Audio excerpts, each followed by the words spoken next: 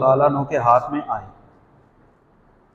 وہ نشانیاں پوری ہوئیں تو سیدنا عمر فاروق رضی اللہ تعالیٰ عنہ کو چابیاں تھمائی گئی۔ ان کا بیان اور انداز آج بھی اس بات کی گواہی دیتا ہے کہ اس علاقے میں اگر امن و سلامتی ہے تو وہ اسلام کے باعث ہے۔ اسلام کے علاوہ اگر کوئی اور قوت آ کر یہاں پر امن قائم کرنا چاہے تو امن قائم نہیں ہو سکتا۔ اس کی وجہ کیا ہے؟ قرآن کریم پوری انسانیت کے لیے کتاب ہدایت ہے، اور قرآن کریم کے آنے کے بعد اس سے پہلے جتنی بھی کتابیں نازل ہوئی ہیں سب کی سب کل عدم ہو چکی ہیں، ان کے احکامات منسوخ ہو چکے ہیں۔ صرف اور صرف قرآن کریم ہی وہ واحد کتاب ہے جو قیامت کی دیواروں تک، جس کے احکامات اور تعلیمات انسانیت کے لیے راہ ہدایت ہے۔ آپ صلی اللہ علیہ وسلم نے مسند احمد کی حدیث، آپ صلی اللہ علیہ وسلم نے فرمایا لا يزال طائفة من امتی ظاہرین علی الحق لا يضرهم من خذلهم، میری امت کا ایک گروہ ایسا ہوگا جو ہمیشہ حق پر رہے گا، اور ان کا ساتھ چھوڑنے والوں کی وجہ سے انہیں کوئی نقصان نہیں ہوگا۔ وہ اگر تنہا بھی ڈٹے رہیں گے وہ تب بھی حق پر ہوں گے۔ لا يضرهم من خذلهم، ان کو چھوڑ کر ان کو تنہا کرنے والا شخص انہیں کوئی نقصان نہیں پہنچا سکے گا۔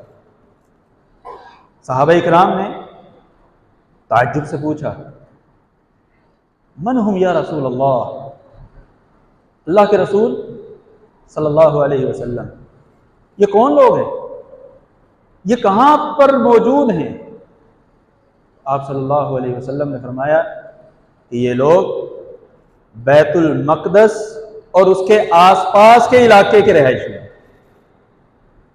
یہاں حق سے مراد کیا ہے کہ بیت المقدس پر اگر حق ہے تو صرف اور صرف مسلمانوں کا ہے، اور اس حق کی کیفیت کیا ہے، یہ کس طرح سے مسلمانوں کا حق ہے کہ یہاں سے باقی سب لوگوں کو نکال باہر کیا جائے؟ نہیں، سیدنا عمر فاروق رضی اللہ تعالیٰ عنہ نے جس وقت بیت المقدس کی چابیاں اپنے ہاتھ میں لی ہیں، نہ تو کسی یہودی کو قتل کیا گیا، نہ کسی عیسائی کو قتل کیا گیا، نہ ان کے گرجا گھروں کو اور نہ یہودیوں کی عبادت گاہوں کو مسمار کیا گیا۔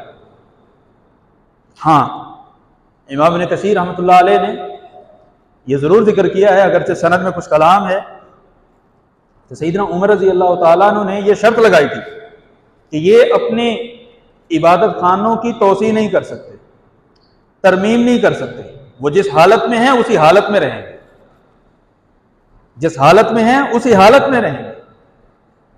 سیدنا عمر فاروق رضی اللہ تعالیٰ عنہ اس علاقے میں بطور فاتح داخل ہوئے ہیں، الیکٹڈ یا سلیکٹڈ نہیں ہیں، بطور فاتح داخل ہو رہے ہیں، اور اس وقت کے قانون کے مطابق سیدنا عمر فاروق رضی اللہ تعالیٰ عنہ کے پاس یہ مکمل اختیار ہے، جو چاہیں مسمار کر دیں، جس کو چاہیں مٹی کا ڈھیر بنا دیں، جس کو چاہیں مٹی تلے پہنچا دیں، لیکن اسلام سلامتی کا مذہب ہے، اسلام سلامتی کا پیغام دیتا ہے، اسلام انسانوں کی جانوں کا دشمن نہیں ہے۔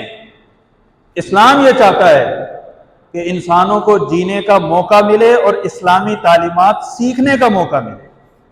عین ممکن ہے یہ نہ صحیح ان کی آنے والی قوم اسلام کے دائرے میں داخل ہو، اور یہ طریقہ کار سیدنا عمر رضی اللہ تعالیٰ عنہ کا ذاتی نہیں ہے، اس کی نظیر ہمیں رسول اللہ صلی اللہ علیہ وسلم کے عمل سے بھی ملتی ہے۔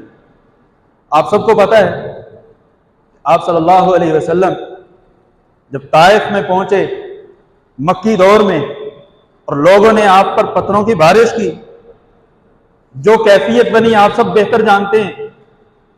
کیا آپ صلی اللہ علیہ وسلم کو آفر نہ ہوئی تھی کہ دو پہاڑوں کے درمیان اہل طائف کو پیس کر رکھ دیا جائے؟ آفر ہوئی تھی۔ ملک الجبال نے آ کر کہا تھا پیارے پیغمبر صلی اللہ علیہ وسلم آپ چاہیں تو ان کو ہم پیس کر رکھ دیں، لیکن اسلام کا یہ مزاج ہی نہیں ہے، اسلام کا یہ مزاج ہی نہیں ہے کہ امن و سلامتی کے حالات میں، جنگ میں نہیں، یہ دونوں میں فرق کرنا ہے۔ جب جنگ ہو، حالت جنگ ہو، اعلانیہ جنگ ہو، گوریلا وار نہیں، گوریلا وار کو کوئی جنگ نہیں کہتا۔ حالت جنگ ہو، اعلانیہ جنگ ہو، اس وقت حکم ہے کہ ان کافروں کی گردنوں کو اڑاؤ، ان کے پوروں پر ایسی ضربے کاری لگاؤ کہ ان کے پچھلے بھی یاد رکھیں۔ لیکن جب حالت امن ہو، اعلانیہ جنگ نہ ہو، تب کیا ہے؟ رسول اللہ صلی اللہ علیہ وسلم کا عمل، آپ نے کہا نہیں، لعل اللہ یأتی من هذه الناس، شاید کہ اللہ تعالیٰ ان لوگوں سے ایسی نسل لے آئے جو اسلام کے پیروکار ہو۔ آپ کو معلوم ہے یہ سارے واقعہ عہد مکی کا ہے، ابھی ہجرت نہیں ہوئی، اور آپ کو یہ بھی معلوم ہے کہ ہمارے اس ملتان شہر تک جو اعلانیہ طور پر اسلامی قائد یہاں پہنچے ہیں وہ کون ہیں؟ محمد بن قاسم ثقفی، یعنی بنو ثقیف سے تعلق۔ یہ بنو ثقیف کا علاقہ کون سا ہے؟ یہ عین وہی علاقہ ہے جس کو تباہ و برباد کرنے کے لیے پہاڑوں کے فرشتے نے آفر پیش کی۔ دوسرے لفظوں میں اگر یہ کہیں اس خطے میں اگر اسلام پہنچا ہے تو کس وجہ سے پہنچا ہے؟ نبی صلی اللہ علیہ وسلم کے اس طریقے اور منہج کی وجہ سے۔ نبی صلی اللہ علیہ وسلم کا منہج کیا ہے کہ انسانی جانوں کا ضیاع کم سے کم، انہیں زندگی پانے کا موقع ملے، قرآنی اور اسلامی ہدایات اور تعلیمات سننے کا موقع ملے۔ عین ممکن ہے یہ نہ صحیح ان کی آنے والی نسل اسلام کلمہ پڑے۔ چنانچہ اس وقت اگر ہم مسلمان ہیں تو اس ہمارے مسلمان ہونے میں، اس خطے میں اسلامی دعوت کے پہنچنے میں رسول اللہ صلی اللہ علیہ وسلم کی اس شفقت اور رحمت اور ترس کا 100% عمل رکھا ہے۔ اگر آپ صلی اللہ علیہ وسلم اس وقت پہاڑوں کے فرشتے سے فرما دیتے صفحہ ہستی سے مٹا دو، تو کون بنو ثقیف، تو کون محمد بن قاسم ثقفی؟ یہ اسلام کا منہج، طریقہ کار ہے کہ جنگ نہیں ہے، امن ہے، امن میں انسانی جانوں کو تحفظ دینا ہے۔ سیدنا عمر رضی اللہ تعالیٰ عنہ نے